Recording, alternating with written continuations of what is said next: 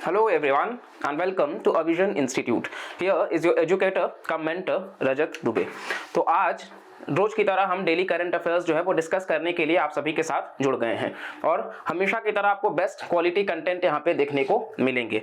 तो चलिए बगैर देरी किए देखते हैं कि 2 फेब को क्या क्या इंपॉर्टेंट है करंट अफेयर्स के पर्सपेक्टिव से, प्री मेंस और इंटरव्यू के पॉइंट ऑफ व्यू से, जो कि हमारे स्टैटिक और करंट दोनों को बाइलिंगुअली कवर करता हो। ठीक है, तो चलिए अपने पहले स्लाइड की तरफ, वो है वर्ल्ड वेटलैंड्स डे।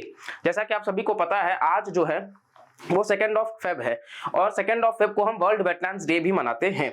ये वेटलैंड्स क्या होता है, तो इस चीज को अगर आपको जानना है तो कहीं ना कहीं हम वेटलैंड्स की बात कर ले।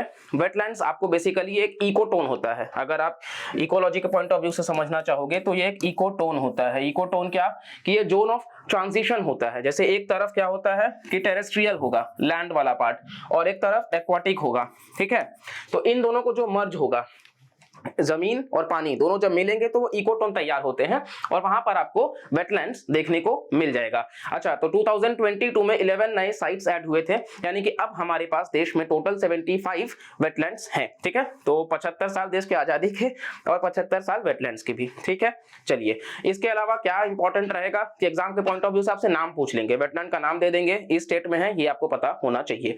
वेटलैंड्स जो है वो रैमसर कन्वेंशन के तहत कवर किया जाता है। 2 फेब 1971 को ईरान के एक शहर रैमसर में, ईरान जो है वो आप यहाँ पे मैप में देख सकते हो कि ईरान जो है वो ये रहा आपके सामने ईरान, और यहाँ पर आप जो है इसको देख सकते हो अपने भारत के साथ में रिलेट करके। कभी भी आप मैप को देखो तो आप इंडिया के पॉइंट ऑफ व्यू से मैप को देखो, तो इस वजह से कहीं ना कहीं आपको समझ आने लग जाएगा कि क्या मतलब, आपको बाकी के नेशंस को भी आप देख सकते हो कि ईरान जो है वो आसपास के लोकेशंस को भी, जैसे आप कैस्पियन सी यहाँ पे लोकेटेड है तो कैस्पियन सी आप देख सकते हो। कैस्पियन सी में 5 कंट्रीज जो है वो भी कवर करती हैं, जो कि तुर्कमेनिस्तान, इसके अलावा आप देख सकते हो अजरबैजान, फिर है रशिया, फिर है ईरान और फिर है कजाकिस्तान। तो ये तरीके से आप मतलब मैप को भी याद रख सकते हो। वैसे इसका जो सिनोनिम आप कह सकते हो याद करने का, वो है तारीख। क्या है? तारीख, TARIK, क्योंकि T से तुर्कमेनिस्तान, A से अजरबैजान, R से रशिया, I से ईरान, K से कजाकिस्तान। तो ऐसे आप याद रख सकते हो कि कैस्पियन सी जो है वो इन 5 देशों के द्वारा घिरा हुआ है। ठीक है, तो ये ईरान में 2 फेब 1971 को रैमसर शहर ईरान के वहां पे साइन होता है वेटलैंड्स की बात को लेकर के अगर हम चले तो। और इसके अलावा वहां पर ही आपको देखने को मिलता है, तो 1971 से लेकर के आज 2023 में हम खड़े हैं, तो अगेन उसी चीज को हम यहाँ पे दर्शा रहे हैं। और हमारा मिनिस्ट्री ऑफ एनवायरनमेंट जो है वो इसको देखता है, वर्ल्ड वेटलैंड्स रूल्स, मतलब वेटलैंड मैनेजमेंट रूल्स है 2017 का, उसके तहत। ठीक है, तो ये कहीं ना कहीं आप देख सकते हो चीजों को लेकर के। और वापस अगर हम अपने टॉपिक्स पे आ जाते हैं तो वेटलैंड्स जो है वो आपको यहाँ पर बता दिया गया है। ये 75 है, आपको जब PDF प्रोवाइड कराया जाएगा आप यहाँ सब याद कर सकते हो, मोटा मोटा बहुत इंपॉर्टेंट है।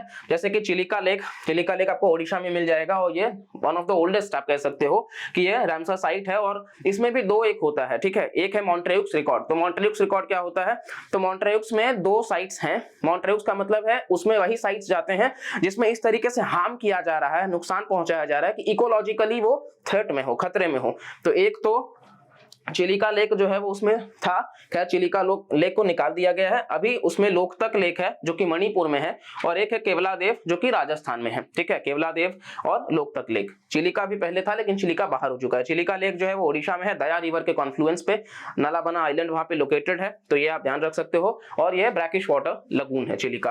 बाकी भी आप देख सकते हो लोकतक जो कि फ्रेश वाटर है, नॉर्थ ईस्ट का लार्जेस्ट फ्रेश वाटर है। यहाँ पे केबुल लामजाओ नेशनल पार्क भी मिल जाएगा जो कि इकलौता फ्लोटिंग वेजिटेशन है वहां पे। और यहाँ पे आपको संगाई डियर जो डांसिंग डियर के नाम से मशहूर है, IUCN के लिस्ट में अगर आप देखोगे उनको तो वो आपको IUCN में क्रिटिकली एंडेंजर्ड भी नजर आएंगे, तो ये भी आपको देखने को मिल जाएगा। और बाकी सारे के सारे साइट्स हैं, दीपोर बिल आसाम में है, कबरताल बिहार का जिसको हम कंवर झील भी कहते हैं वो आपको पहला मिल जाएगा। इसके साथ साथ में कहीं ना कहीं जो इंपॉर्टेंट सबसे ज्यादा रैमसर साइट्स किस राज्य में है, तो तमिलनाडु में है 14, उसके बाद उत्तर प्रदेश में 11, तो सबसे ज्यादा तमिलनाडु में है, ये आपको ध्यान रखना है। इसके अलावा मोटा मोटा पूरे मैप के जरिए देख सकते हो कि नंदा लेक गोवा का ये पहला है, लोनार लेक आपको महाराष्ट्र में देखने को मिल जाएगा। लोनार लेक अभी पिंक हो रहा था हेलो आर्किवीज की वजह से, तो वो भी आप ध्यान रखिएगा। नंदुर माधवमेश्वरा ये भी महाराष्ट्र का ही है।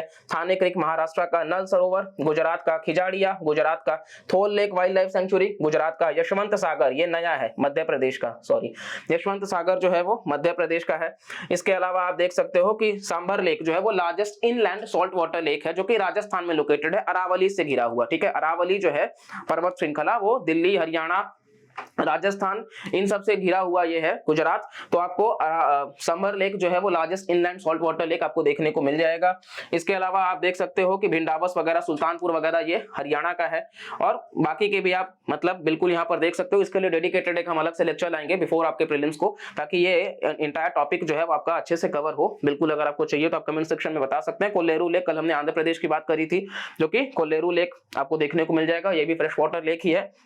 इसके अलावा आप देख सकते हो कि कहीं ना कहीं चीजें आपके सामने, रुद्रसागर लेक ये त्रिपुरा वगैरह में देखने को आपको मिल जाएगा। पाला वेटलैंड मिजोरम वगैरह में देखने को मिल जाएगा, और बाकी सारे आपके उत्तर प्रदेश के भी हैं, बखीरा वगैरह, सूर सरोवर वगैरह।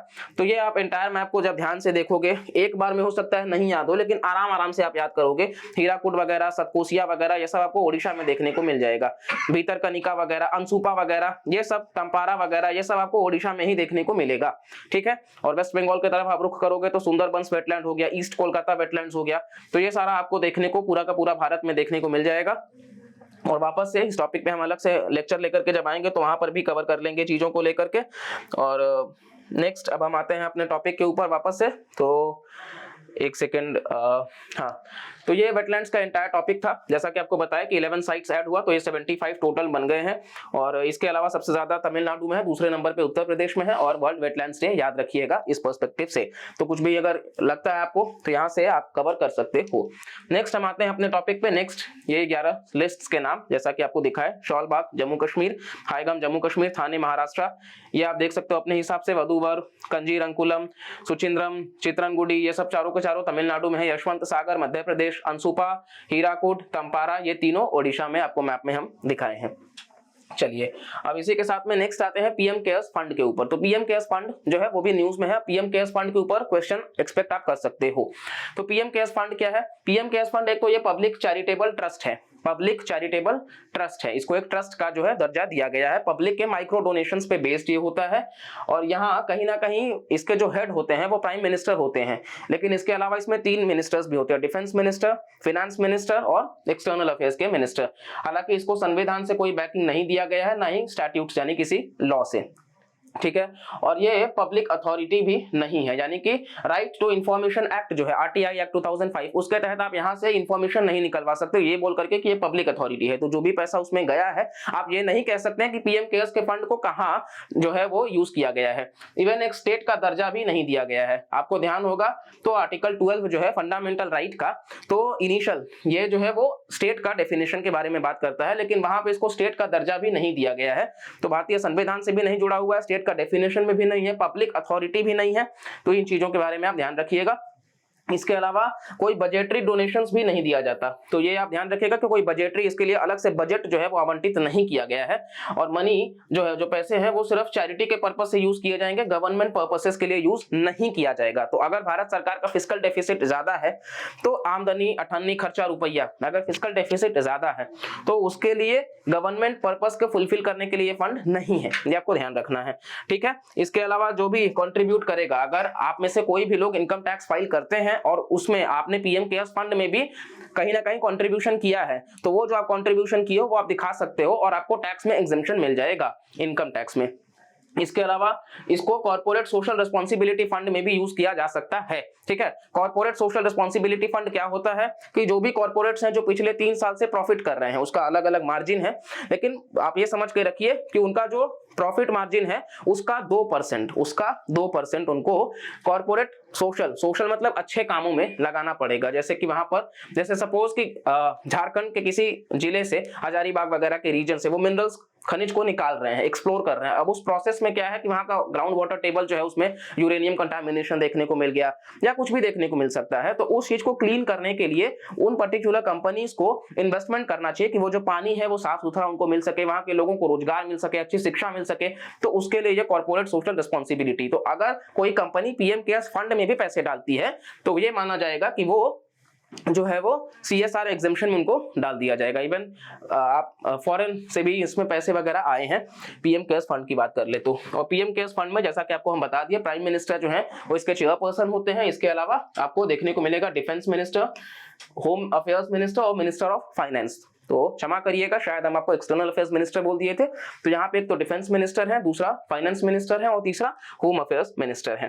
ठीक है, बाकी के भी मेंबर्स को अपॉइंट किया जा सकता है, प्रधानमंत्री के द्वारा नॉमिनेट किया जा सकता है। और ये एक एडवाइजरी बोर्ड होगी 3 मेंबर्स का, जिसको ट्रस्टी के द्वारा नॉमिनी किया जाएगा। तो ये PM cares fund entire concept, इससे बाहर आपको क्वेश्चन नहीं मिलेगा, तो ये आप ध्यान रखिएगा। अब नेक्स्ट हम आते हैं माइक्रोसॉफ्ट का प्रोजेक्ट एलोरा। तो आपसे ये डायरेक्ट पूछा जा सकता है कि प्रोजेक्ट एलोरा किसका है। तो हमने से ज्यादातर लोग, एलोरा है कहाँ वैसे, तो एलोरा केव्स जो है वो महाराष्ट्र के में आपको देखने को मिल जाएगा। तो उससे आपको क्वेश्चन हो सकता है या फिर प्रोजेक्ट एलोरा पे भी हो सकता है। तो ये माइक्रोसॉफ्ट का है, ये क्या है अब ये जान लेते हैं। तो ये एक इनिशिएटिव है तो जो भारत में रेयर इंडियन लैंग्वेजेस हैं, रेयर इंडियन लैंग्वेजेस जैसे कि गोंडी, मुंडारी, इन सबको प्रमोट किया जाए ऑनलाइन। ठीक है, इस प्रोजेक्ट के तहत कहीं ना कहीं वैसे लैंग्वेजेस को बढ़ावा देने की बात करी गई है और उनको कंजर्व करने की बात करी गई है। तो हमें कहीं ना कहीं सोचना चाहिए कि हमें अपने कल्चर को नहीं भूलना चाहिए। यहाँ माइक्रोसॉफ्ट उस काम को करने के लिए जा रहा है और हम शायद अपने ही भाषा में, लोकल भाषा को बोलने में कतराते हैं कि लोग मजाक उड़ाएंगे। तो कहीं ना कहीं हमें अपने कल्चर का ख्याल बिल्कुल रखना चाहिए। तो प्रोजेक्ट एलोरा क्या है, कहीं ना कहीं जो रेयर इंडियन लैंग्वेजेस है जो विलुप्त होने के कगार पे हैं, उसको कंजर्व करने के लिए माइक्रोसॉफ्ट ने ये पहल चालू करी है, प्रोजेक्ट एलोरा। और ये माइक्रोसॉफ्ट ने, इसका फुल फॉर्म क्या है एलोरा का, तो आप देख सकते हो एनेबलिंग लो रिसोर्स लैंग्वेजेस, एनेबलिंग लो रिसोर्स लैंग्वेजेस। और ये 2015 में आपको देखने को मिल जाएगा। और इसके अलावा यहाँ पे आर्टिफिशियल इंटेलिजेंस वगैरह का यूज करके आपको ये चीज देखने के लिए मिलेगा। बहुत इंपॉर्टेंट है, याद रखिएगा माइक्रोसॉफ्ट का प्रोजेक्ट एलोरा। नेक्स्ट टॉपिक पे सीधा रुक करते हैं, वो है इंडिया यूएस रिलेशंस। ये क्यों न्यूज में है, तो अभी रिसेंटली भारत के जो NSA हैं, कौन है, अजीत डोभाल साहब, नेशनल सिक्योरिटी एडवाइजर, और यूएस के NSA, इन दोनों ने आपस में मतलब मीटिंग करे हैं और उसको लेकर के बहुत ही कंक्लूसिव आपको देखने को मिलेगा। क्या साइन हुआ है, initiative for critical and emerging technologies, ICET। ये बहुत इंपॉर्टेंट है, डायरेक्ट पूछ लिया जाएगा कि ICET किन 2 देशों के बीच में है। तो India US, India UK, India France आपको ऑप्शन में दे देंगे और आप कंफ्यूज हो जाएंगे। तो याद रखिएगा ये इंडिया और यूएस के बीच में है और ये 2021 में लाया गया है। ठीक है, ये आपको 2021 में देखने के लिए मिल जाएगा। इसके अलावा ये ICET बेसिकली है क्या, तो ICET में 6 कोऑपरेशन की बात करी गई है। किन किन सेक्टर्स में कोऑपरेशन, साइंटिफिक रिसर्च वगैरह को लेकर के भारत और यूएस साथ मिलकर के काम करेंगे। इसके अलावा डेवलपमेंट के लेकर के, क्वांटम कंप्यूटर वगैरह को लेकर के, आर्टिफिशियल इंटेलिजेंस वगैरह को लेकर के, डिफेंस में इनोवेशन वगैरह को लेकर के, स्पेस सेक्टर में, एडवांस्ड टेलीकॉम वगैरह में जैसे कि 6G वगैरह, और सेमीकंडक्टर्स के फील्ड में। आप सभी को पता होगा ताइवान, जो वन चाइना पॉलिसी के तहत चाइना उस पर क्लेम करता है मैक्सिमम सेमीकंडक्टर्स आपको ताइवान में ही मिलेंगे। तो चाइना कहीं ना कहीं सेमीकंडक्टर्स पे अपना हक जमा के बैठा हुआ है। तो हम एज एन नेशन हम पीछे तो नहीं रह सकते ना। और आपको पता है कि चाइना से हमारा इतना अच्छा बनता नहीं है, तो कहीं ना कहीं हमारी डिपेंडेंसी यूएस पे बनती है और यूएस और भारत मिल करके इस सेगमेंट में आगे बढ़ सकते हैं। तो जो भी मेजर एरियाज हैं इस पर काम करने की बात करी गई है। इसके अलावा आप कहीं ना कहीं मतलब देख सकते हो कि इंडिया और यूएस को अगर आपको मैप में लेकर के चले तो आप यहाँ पे मैप देख सकते हैं। एक सेकंड, आपको ये जो ईरान का दिखाए थे वो क्लियर कर देते हैं और आप बिल्कुल यहाँ इंडिया और यूएस को आप देखिए, आप भारत को यहाँ पर देख सकते हो। भारत ये रहा आपके सामने और यूएस ये आपके सामने। आप इसको, इंडियन ओशन के पास भारत लोकेटेड है, यूएस जो है वो एक तरफ अटलांटिक ओशन है और एक तरफ पैसिफिक ओशन है। आप इस चीज को बखूबी देख सकते हैं। एक्चुअली क्वाड के नेशंस को भी आप देख सकते हो यहाँ पे, क्योंकि क्वाड के नेशंस को यहाँ पर इस ICET के तहत कवर करने की बात करी गई है। तो क्वाड में आपको पता है एक तो भारत है, दूसरा ऑस्ट्रेलिया आप देख रहे हो, तीसरा आपको पता ही है यूएस है और चौथा आप देख रहे होगे जापान। तो जापान आपको यहाँ नजर आ रहा है। ये चारों देश, भारत, जापान और ऑस्ट्रेलिया और ये आपका यूएस, सॉरी। तो ये ओवरऑल आप देख सकते हैं। और यहाँ पे बाकी कभी भी आप मैप देखिए तो बाकी के कंट्रीज को भी आप देखिए, निहारा करिए कि यहाँ आसपास के मुल्क में क्या चल रहा है। जैसे मिडिल ईस्ट वगैरह में भी आप कभी देखो तो आप इस चीज को देख सकते हो और थोड़ा थोड़ा करके आप इस तरीके से मैप को याद रख सकते हो। तो ओवरऑल ये पूरा का पूरा कॉन्सेप्ट है। आई होप आपको समझ आया होगा। और इसके अलावा हम वापस से आपको लिए चलते हैं अपने टॉपिक के ऊपर। तो ये कि सेक्टर्स की बात करी गई है इन सब के बीच का। और इसके अलावा और कहां-कहां इंडिया यूएस काम कर रहे हैं, तो पहला है निसार। नासा और इसरो, नासा यूएस का, इसरो हमारे देश का, ये दोनों मिल करके सितंबर 2023 में लॉन्च करेंगे क्या, अर्थ को लेकर के स्कैन करेंगे कि वहां का लैंड, क्रॉप लैंड किस तरीके से, हैजर्ड साइट्स है, आइस शीट्स और सी आइस वगैरह। तो ये बहुत इंपॉर्टेंट है, आपसे पूछा जा सकता है निसार किसका है, कि इन दो देशों के बीच का, तो इंडिया और यूएस के बीच का। ठीक है, नेक्स्ट आप देख सकते हो क्वांटम कोऑर्डिनेशन मैकेनिज्म वगैरह को लेकर के जॉइंट मतलब समिट देखने को मिल रहा है, क्वांटम कोऑर्डिनेशन मैकेनिज्म, और इसके लिए इनोवेशन ब्रिज जो है वो लाया जा रहा है। इसके अलावा डिफेंस स्टार्टअप्स चालू किए जा रहे हैं, किसके द्वारा, लॉकहीड मार्टिन जो यूएस के हैं और हमारे यहाँ के टाटा साहब, ये दोनों मिल करके प्रोड्यूस करेंगे प्लेन्स। तो लॉकहीड मार्टिन और टाटा मिलकर के प्लेन्स बना रहे हैं, तो ये भी एक इनोवेशन के फील्ड में काम आप कह सकते हो।